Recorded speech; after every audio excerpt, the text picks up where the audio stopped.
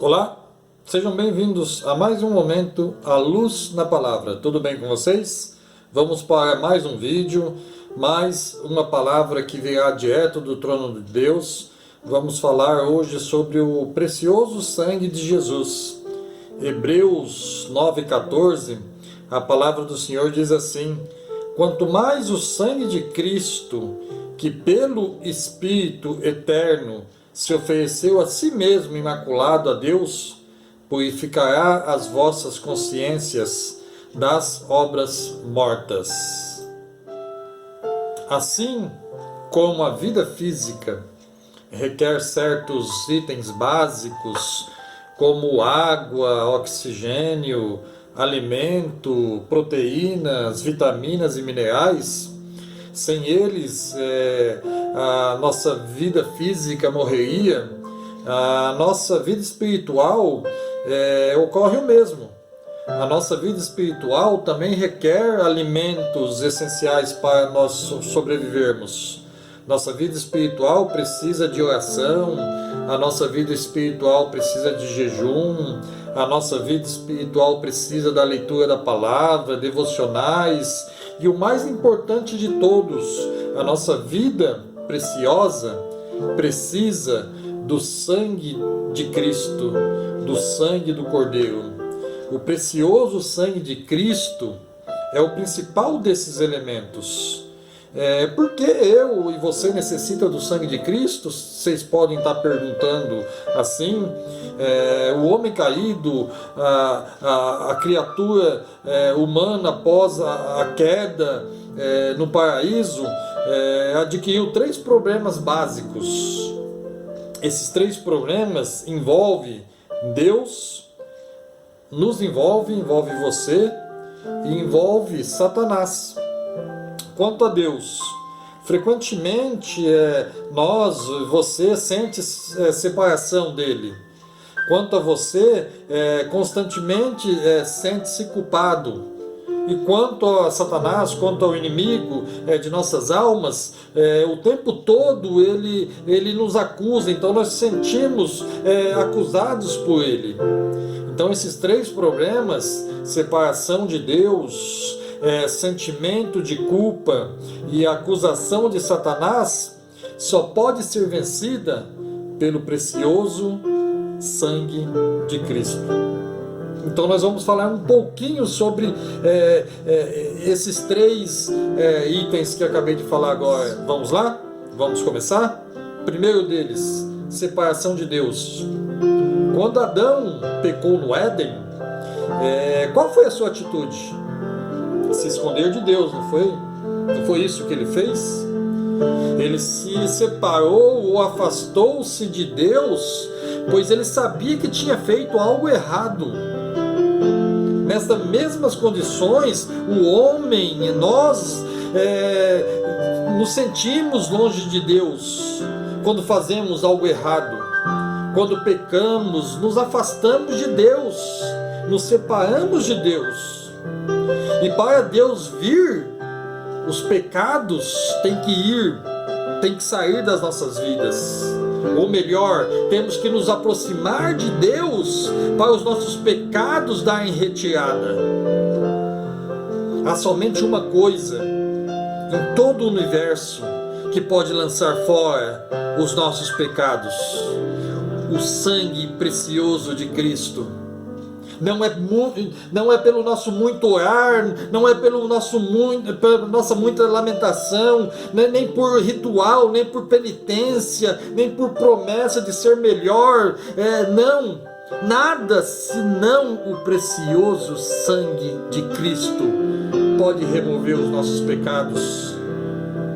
Hebreus 9:22, a palavra do Senhor diz assim: sem derramamento de sangue não há remissão. Deus ordenou-lhe imolar o cordeiro pascual e aspergir o sangue do cordeiro sobre as ombreiras das portas. Ele disse, Êxodo 12:13, quando eu vir o sangue, passarei por vós. O cordeiro pascual era uma figura de Cristo. João 1:29, a palavra do Senhor de Deus diz, no dia seguinte, João viu Jesus vindo na direção dele e disse: está aí o Cordeiro de Deus que tira o pecado do mundo. Quando você peca, quando eu peco, nós nos sentimos longe de Deus. Você se sente longe de Deus. Então, deve confessar o pecado a Deus e crer que o sangue de Jesus lança aquele pecado fora. 1 João 1,9, a palavra do Senhor diz assim: se confessarmos os nossos pecados, Ele é fiel e justo para nos perdoar os pecados e nos purificar de toda injustiça. Aleluia! Quando confessamos os nossos pecados, imediatamente toda a distância entre você, entre nós e Deus desaparece. O sangue de Cristo é primeiramente para a satisfação de Deus, não para os homens. Como assim, Alexandre? Não entendi. Vamos lá. Deus disse: quando eu vi o sangue, não somos nós que vemos o sangue, sim Deus. Na noite de Páscoa, os filhos de Israel estavam dentro da casa, enquanto o sangue do cordeiro estava do lado de fora. Dentro da casa eles não podiam ver o sangue, contudo tinham paz por saberem que Deus estava vendo aquele sangue e os pouparia da morte. Hoje ninguém pode olhar para o céu e ver esse sangue. No entanto, Ele está falando por você, te libertando e te salvando e te trazendo para perto de Deus. Glória a Deus por isso. Que toda separação que possa haver entre nós e Deus seja dissipado pelo precioso sangue de Cristo. Aleluia. Amém. Segundo, culpa na consciência. Dentro do homem, em sua consciência, há um fardo de culpa. Culpa é uma mancha dos pecados em nossa consciência. Quando jovem, sua consciência, a nossa consciência está somente um pouco manchada. Mas à medida que você envelhece, à medida que nós envelhecemos, essas manchas se acumulam. É assim como uma janela que nunca é lavada. A consciência vai escurecendo até que finalmente pouca luz consegue penetrar. Nenhum detergente, nenhum composto químico pode lavar a mancha da culpa na sua consciência. Sua consciência, a nossa consciência precisa do sangue de Cristo. Hebreus 9,14, a palavra do Senhor diz assim: se isso é assim, imagine então quanto maior ainda é o poder do sangue de Cristo. Por meio do Espírito eterno, Ele se ofereceu a si mesmo, a Deus, como sacrifício sem defeito, e o sangue nos purifica por dentro. Como esse sangue purifica a culpa das nossas consciências. Vou dar um exemplo aqui. Suponha que você recebeu uma multa de trânsito por ter ultrapassado um sinal vermelho. Daí você adquiriu 3 problemas. Primeiro, infringiu a lei. Segundo, deve ao governo uma multa. E em terceiro, você tem uma cópia da multa de trânsito que lhe fará lembrar dela. Agora suponha que você não possa pagar a multa por algum problema financeiro ou por algum motivo. Você não poderá extraviar a cópia porque a polícia tem uma cópia. O Detran. Você contraiu um sério problema. Esse é um quadro do que acontece quando você peca, quando nós pecamos. Primeiro, nós infringimos a lei de Deus.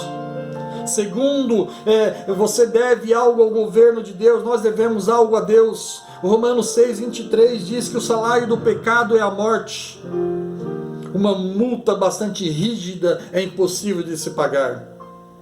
E terceiro, você tem uma culpa na consciência que lhe atormentará constantemente. Quando Cristo morreu na cruz, sua morte cumpriu plenamente todos os requisitos da lei de Deus. A sua dívida foi paga imediatamente sobre a sua morte. Assim, os dois primeiros problemas foram resolvidos. Deus já não está mais ofendido e a dívida do pecado já foi paga. Mas e a nossa consciência? Mas e a sua consciência? É aí que o sangue de Cristo entra. É aí que o sangue de Cristo limpa a nossa consciência. Pelo fato da sua morte ter pago a dívida do pecado, seu sangue agora pode limpar o registro. Aleluia! Então, da mesma forma que quando a multa é paga, pode ser rasgada e lançada fora, qualquer culpa de sua consciência pode ser limpa. Qualquer culpa pode ser lançada fora da sua consciência e de sua vida. O sangue de Cristo e sua morte limpa a nossa consciência dos nossos pecados. Temos que crer nisso. Que toda culpa em nossa consciência, através do sangue de Cristo, seja jogada fora hoje, em nome de Jesus. Creia nisso, se apegue nessa palavra. E para encerrarmos, a terceira acusação de Satanás. No sentido original da linguagem da Bíblia, Satanás quer dizer acusador, o acusador de nossas almas, o acusador de nossos pecados, o acusador das nossas falhas, o acusador das nossas mentes, o acusador das nossas atitudes, o acusador das nossas decisões, e etc, etc, etc. O qual diante do nosso Deus os acusava de dia e de noite. Apocalipse 12:10 diz isso. A palavra do Senhor diz assim: então ouvi uma voz do céu que dizia: agora chegou a salvação de Deus, agora Deus mostrou o seu poder como rei, agora o Messias que ele escolheu mostrou a sua autoridade, pois o acusador dos nossos irmãos, que estava diante de Deus para acusá-los de dia e de noite, foi jogado fora do céu. Glória a Deus, aleluia, Senhor, louvado seja nosso Deus. Esse é o trabalho de Satanás, o inimigo de Deus. Ele passa a maior parte do tempo acusando o povo de Deus. Ele nos tenta, mas também ele nos acusa. Ele nos tenta, caímos na tentação, ele vem e nos acusa. Esse é o quadro revelado na história de Jó. Jó é um homem íntegro e temente a Deus. Em outras palavras, o inimigo acusou Jó de somente temer a Deus, porque este o abençoava financeiramente. E também acusou a Deus de subornar a Jó, e que se lançasse fora todas as riquezas de Jó, ele o amaldiçoaria. O inimigo é sujo, e ele usa suas armas para nos acusar. Nada pode frustrar espiritualmente um cristão mais do que a acusação. Sempre que ouvimos a acusação de Satanás, ficamos sem forças. Sempre que ouvimos a acusação de Satanás, achamos que somos insignificantes para Deus. Ele nos acusa interiormente e até mesmo nos induz a pensar que é o falar de Deus que está fazendo as acusações. Quando Deus fala, Ele é específico e positivo. Enquanto que quando Satanás fala, ele é negativo. Após ter confessado seu pecado a Deus e requerido o sangue de Cristo sobre a sua vida, qualquer sentimento de inquietação que permanecer em você é de Satanás. Não há mais necessidade de confessar novamente, nem de reivindicar o sangue.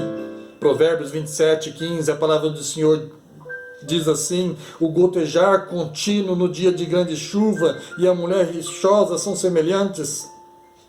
E isso tem a ver com a palavra, Alexandre? As acusações de Satanás são semelhantes a isso, como o pingar de uma goteira, o gotejar contínuo. Esse gotejar contínuo, o pingar de uma torneira, tira a nossa paz e não permite que você durma.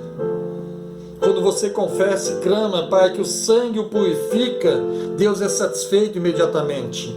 Qualquer voz adicional é de Satanás. Quando você usa o sangue desse jeito, Satanás é derrotado e ele sabe disso. Apocalipse 12, 10 e 11, a palavra do Senhor diz: porque já o acusador de nossos irmãos é derrubado, o qual diante do nosso Deus os acusava de dia e de noite. E eles o venceram pelo sangue do Cordeiro e pela palavra do seu testemunho. Então, para concluirmos, para fecharmos essa palavra desse dia, o sangue de Jesus tem poder para nos aproximar de Deus, para limpar qualquer culpa em nossa consciência e para calar o acusador.